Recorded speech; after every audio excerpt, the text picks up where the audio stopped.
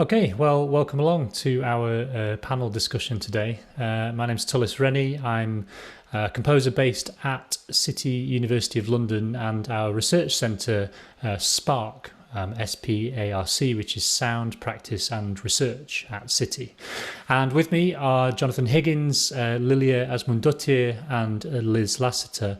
And the three of them are all current members of SPARC and current researchers in composition at City University of London. Just to introduce ourselves and the research centre then, SPARC contributes to a kind of interdisciplinary conversation on sound practice, and SPARC members are often found working at the boundaries in between improvisation, performance, sound art and composition. And the research centre really promotes dialogue and debate and creative activity in sound practice through creative work, publications, the multimodal record label and public fora, and also fostering collaborative research relationships.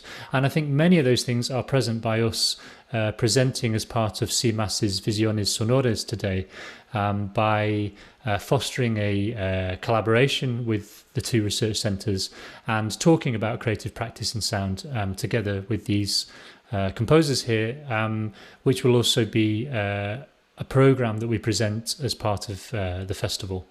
The programme will be the following pieces, which is The Creatures Within by Lilja María Ásmundsdóttir, and Liz Lassiter's More Powerful Than the Sun, and two versions of Jonathan Higgins' Wallpaper.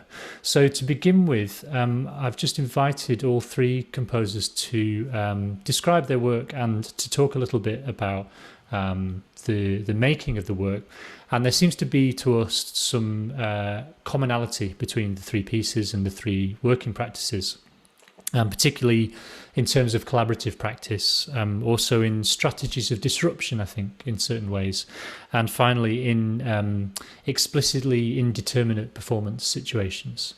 So I'm going to invite each of you three to introduce yourselves and your work. And then we will start to discuss those commonalities between us afterwards. So maybe I could invite Lilia first, if you could tell us a bit more about The Creatures Within and your working practice and some of those aspects that we just mentioned. Yes, so I'm Lilia, and I'm an artist, composer and performer from Iceland. And I often explore improvisational creativity and collaborative methods in my practice, working with artists from different fields.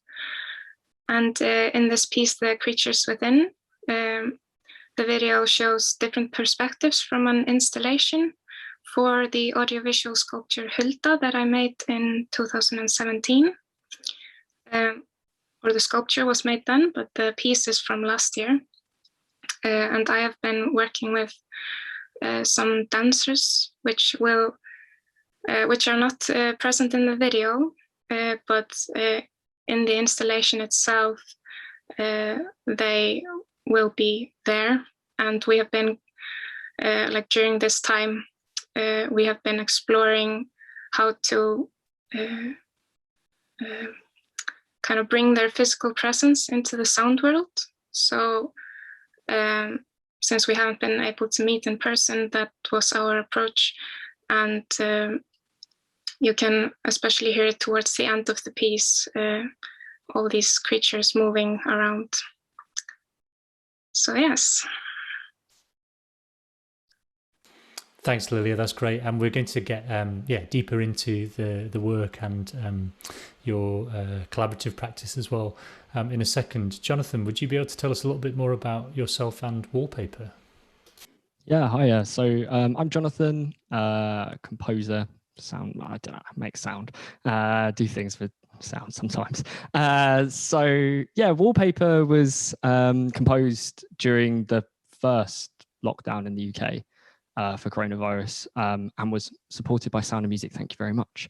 And it kind of came out of this kind of contrast I was having between doing kind of constant online events and hanging out with family and friends online on Zoom and things like this, kind of pretending we were all in one space, versus kind of phone conversations I was having with my my grandmother, my nan. She hates being called my grandmother. She says it makes her sound old. She is old, but yeah. So so Nan just really couldn't get into these virtual spaces and felt very isolated because she doesn't have access to the internet. And a lot of her friends were kind of the same way, and was kind of spent a lot of time on the phone just chatting to her about this and stuff. And I kind of mentioned to her that I might be interested in composing a piece about it, and she got very excited. And the next time I phoned her, I was presented with a list of like 20 quotes from everyone she knew who didn't have the internet. And so then the piece had to be made. Yeah, none of those people wanted their voices on. They actually were very explicit. They did not want to be heard in the piece. They wanted their words to be heard. So I collaborated with 4 of my really good friends, 4 sopranos who I work with a lot. And we created a kind of virtual rehearsal space in Zoom and tried to perform these words through Zoom. And through doing that, really highlighted the kind of flaws and mistakes that Zoom kind of brings through, and how it really is only an approximation of a real space. And we kind of played on that and made different feedback loops and improvised as a group through Zoom and kind of recorded that. And as a result, as the kind of session went on, it began to sound more like Zoom than it did the original words. And I kind of took those sounds and then composed the piece through it. The piece exists as 2 versions. So there is, and we're going to hear 2 versions of it in the festival. So the first one is the kind of original digital file, the full high quality one. And then the second version of the piece, it exists as a telephone hotline. So you can phone in and listen to the piece, which originally started just because I wanted my nan to be able to hear it, to be honest. Unfortunately, she actually can't hear it because her hearing aids don't work with the phone at the moment. So she still hasn't heard it yet. But I set it up like that. And when I phoned it myself, I found it really strange because it didn't actually sound anything like the digital piece. Phone lines, as I now know, have all sorts of different compressions and manipulations to make a sound, make it all the way through the phone line. And depending on what time of day you phone, what phone you use, where you are, it will sound completely different, and it brings out different aspects of the piece. And so what we're going to hear in the festival is the original file and then a recording of it through the telephone to kind of hear those 2 transformations. The telephone is still up, if anyone would like to call it. It just costs a standard UK landline rate. And yeah, I don't think I have anything else to say. Thanks, Jonathan. There's loads to pick up on there. And yeah, first let's hear from Liz. So please, could you tell us a bit more about your working practices and how those have come out in More Powerful Than the Sun? So yes, my name is Liz Lassiter. I come from the United States. I'm born originally in Omaha, Nebraska. My parents come from Mississippi and Arkansas in the southern United States. And in my research and creative practice, I'm really wondering about the sonic imaginary as one of the primary facilitators to aid in the removal of boundaries. And so I kind of think about this as a version of reality, and it's this reality that I think through my work and through just looking at it through that lens pushes against hegemonic systems of power. So, you know, when we talk about disruption, I sometimes think it's an altruistic approach for a sound artist. But when we really dig in, I really do believe that there are ways that we can disrupt reality. And so for me, that way is co-composed auto-ethnographic composition. And I consider that a form of record making or archiving as well. Not only does the act, you know, give value and assign meaning to elements of culture that are oftentimes overlooked, it also opens the realm of existence for meaningful materiality that may not be archived or recorded. So in the piece that you're going to hear today, it's called We Invoke the Black to Rest. It's a collaborative performance and co-composition. I worked with an amazing textile and movement artist named Enam Bewonyo. And we worked in response to another visual artist, Lynette Yodon-Boache, and their exhibit, Fly in League with the Night, that was recently at Tate, Britain. So the composition is a co-composed work, and it was written through a process that included discussion, interview, reflection, journaling, and all of that with 5 Black British people from the diaspora. And so the context of our discussion was rest. So we talked about what rest feels like, what a lullaby might be to us now as fully grown mid-pandemic adults, and how we give ourselves permission to rest. So after the session, they were invited to discuss rest amongst themselves, as well as to record themselves on their phone, giving permission to rest. For some people, it looked like their nighttime routine, brushing their teeth, washing their face. That was the invitation or the permission to rest. For others, it was a conversation with themselves. So they did that without preparation. And those recordings became the foundation and the composition itself. So what you'll see is what I would consider a letter, multiple chapters of a letter. There's conversation with the participants, but there's also some moments where I, as also a performer, kind of stand as a vessel where I'm removing myself and my ego and my perspective to simply reflect and execute through what my participants had to share. So yeah, I built it like a letter so that I could sing my way through giving, receiving, and questioning, just that active rest. That's it. Thanks, Liz, and thanks all of you. So the first thing that I wanted to provoke a little bit more discussion on, I hope, is the documents themselves, these sound documents or audiovisual documents that we're presenting here in the festival. I'm interested to know your points of view in terms of the document as a version or as a sort of fixing, because it seems as though there's a lot of intention to allow the listener to be an active participant in your works. Liz, the performance was videoed, but it's heavily improvised, and so those improvisations become then fixed in time.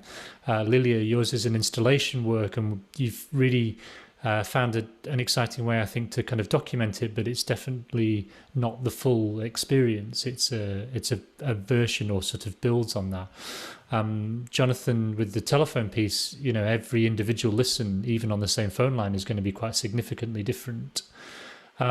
So I'm interested to know from any and all of you how you negotiate that, how you feel about the fixing of the document in audio or audiovisual matter to be in line or less coherent with your intentions to allow some sort of flexibility and some indeterminacy in any one given performance.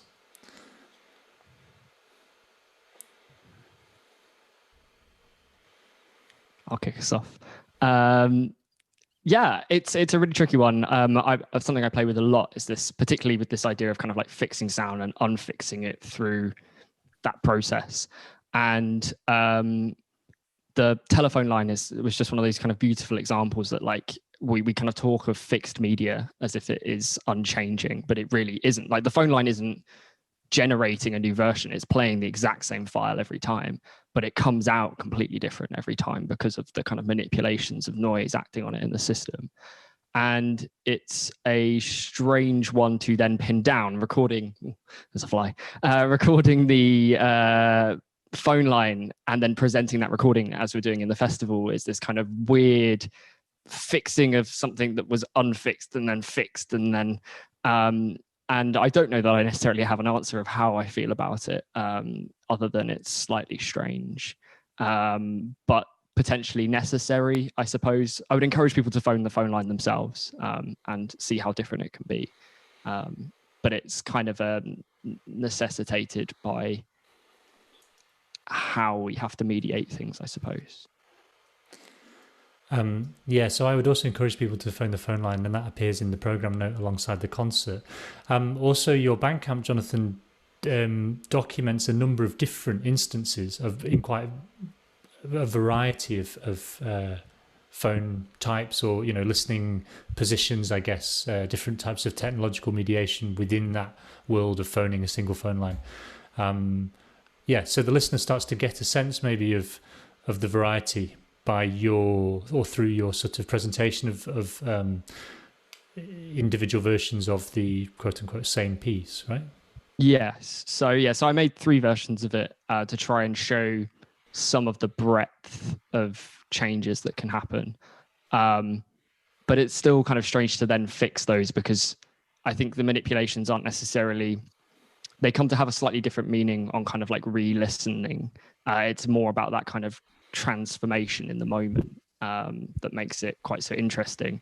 I think sometimes listening back to the recordings, you're like, cool, this is just a bad recording of the piece. Whereas in that moment, creating something truly unique is kind of maybe what's lost. I don't know how to mediate that. If someone comes up with a solution, I'd love to know. Lilia, it strikes me that you have these challenges with documenting. I mean, any sound artist has a really distinct challenge in documenting an in-person audiovisual installed experience, of which your practice involves a lot.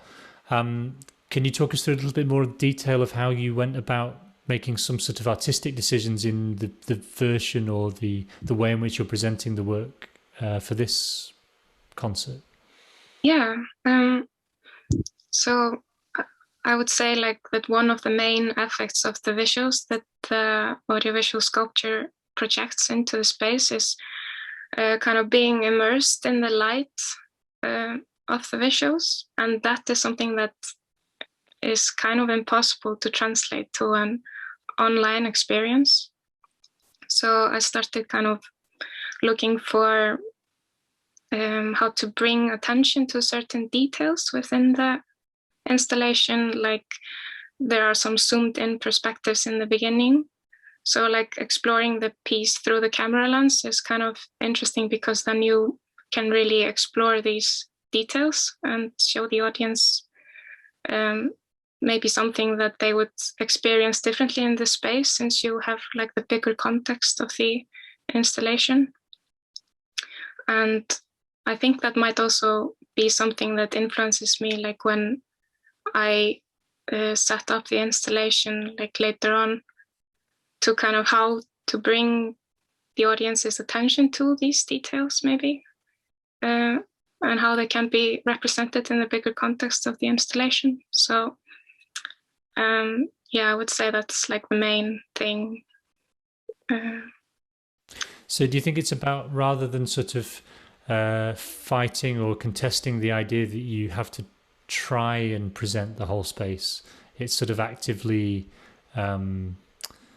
embracing the fact that that's impossible, and presenting the details that might not even be at first hand available to the listener or the person experiencing it in the space? So it's a sort of a refracted version or a new take on the same material.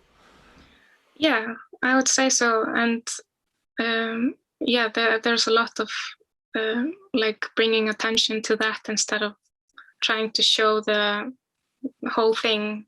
Some shots are more you feel the distance and the depth, but a lot of it is also up close, which yeah, I found that approach kind of interesting, since it's such a different experience to watch something online. Which links us really nicely to Liz's work, which was initially a live broadcast online, and there's some interesting sense of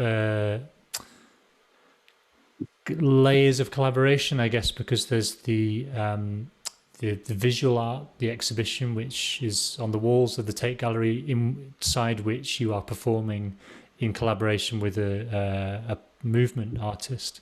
And Yeah, I wondered if you could tell us a little bit more about those sort of layers or levels of collaborative practice, and also the online mediation. Has this version or this edit of the 30-minute version that we will see tonight, is that the version now, or is that a node on a continuum? Would you be to do it again? Yeah.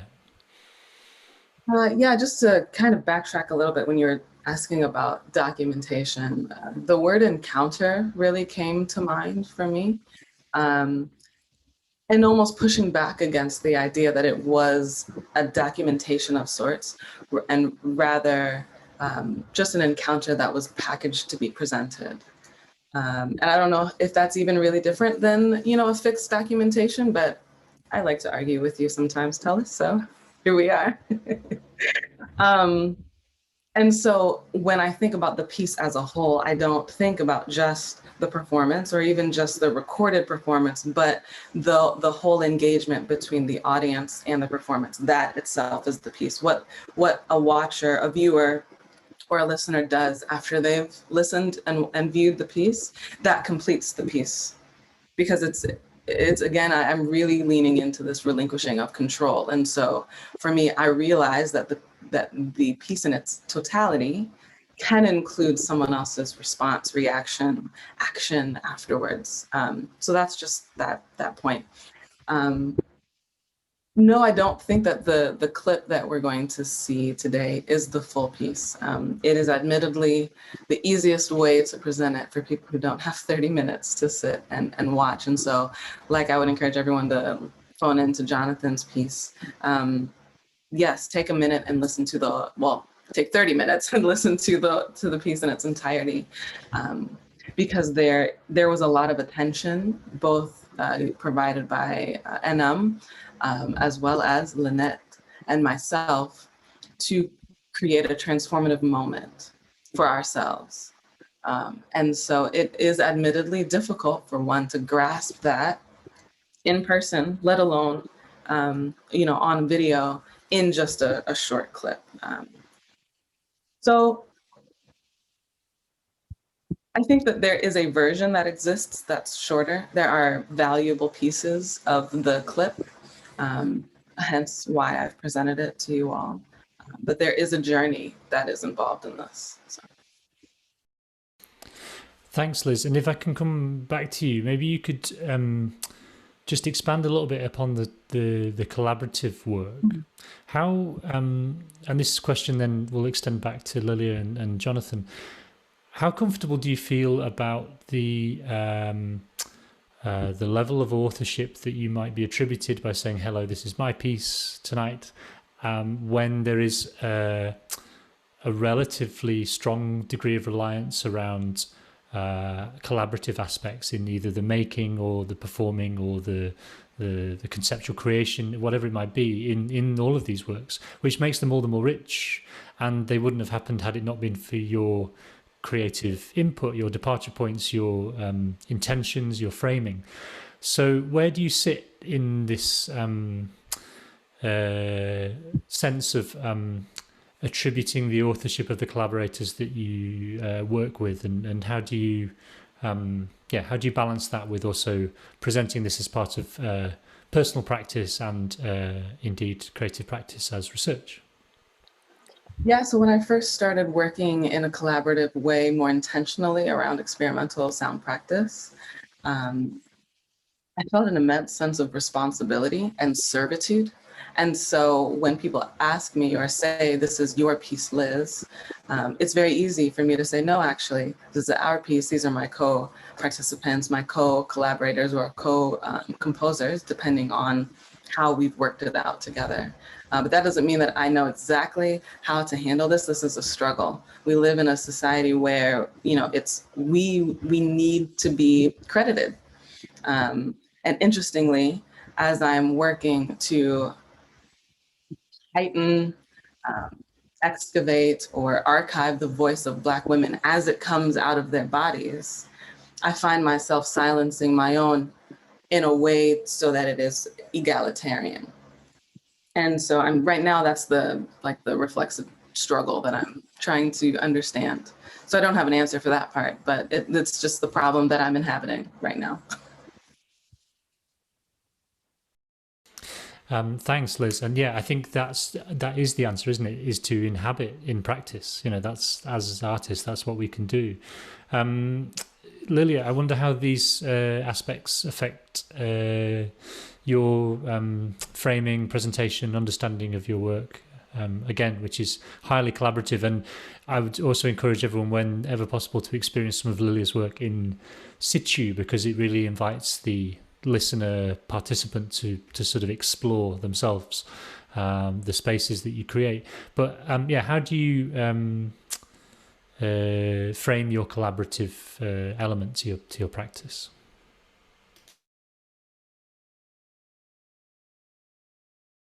Sorry, I was muted.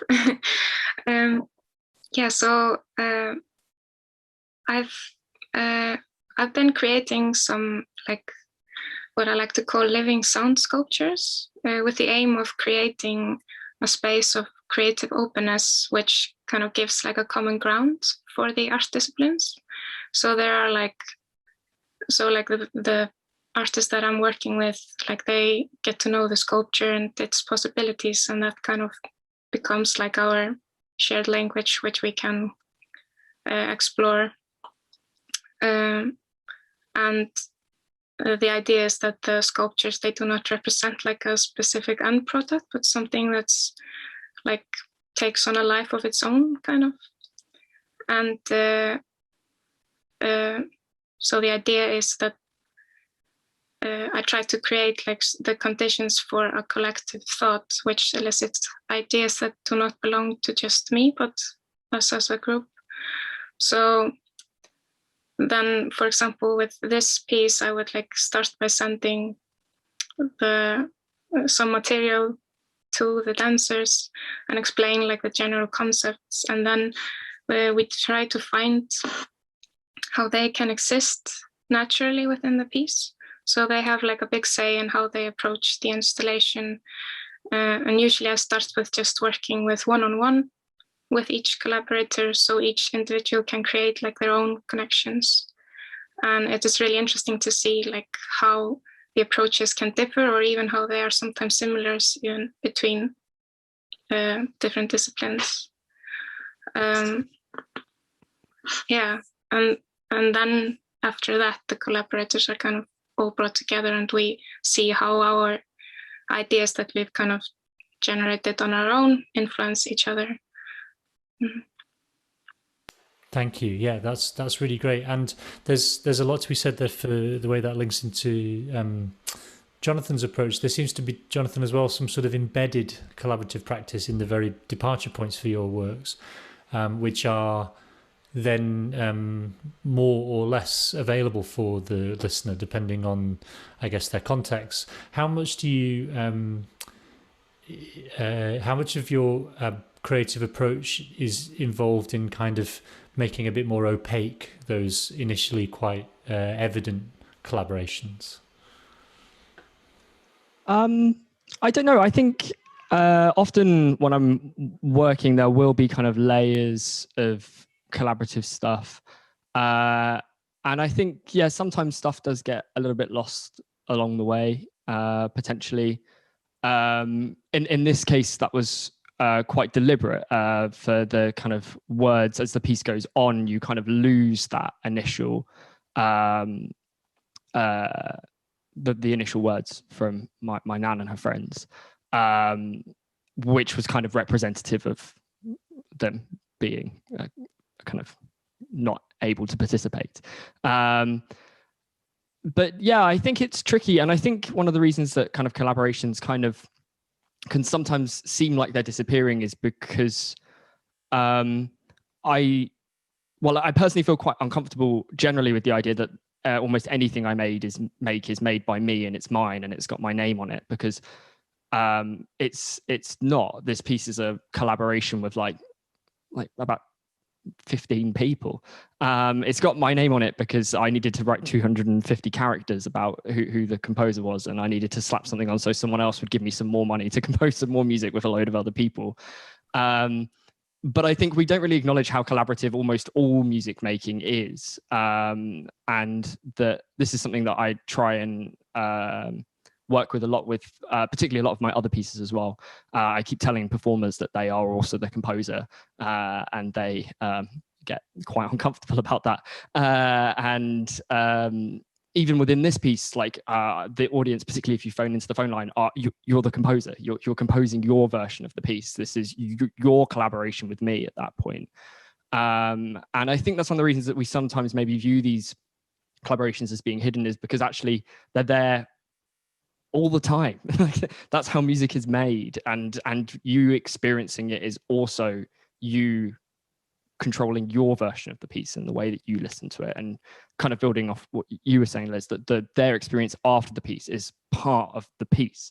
Like, that's how it works. And so, yeah, I think that can be a strange thing to try and acknowledge, and how you sit that within the work. I haven't quite figured that out yet, I suppose. I potentially never will. Well, I think that brings us to a really useful point in this discussion. I mean, I feel like we're in some ways only just scratching the surface of things that we could probably talk about for hours. But at the same time, I think it might be appropriate to sort of hand over to the creative works and let those do the talking for a bit, and then allow our collaborative listenership to go off and continue in the resonances of those works. Thank you, Jonathan, thank you, Lilia, and thank you, Liz, for presenting your work as part of our SPARC program at CIMAS, Visiones Sonoras. And thanks to all of you for listening to this discussion, and also to our concert tonight. We look forward to continuing our conversation with CIMAS and with anybody who's attending this festival.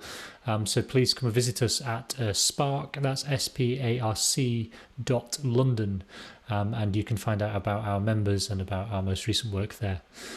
So thank you to Rodrigo and all of CIMAS for the invitation, and thanks once again to the three of you for presenting your works. Thank you, and thank you very much, Tullis, for holding this conversation together.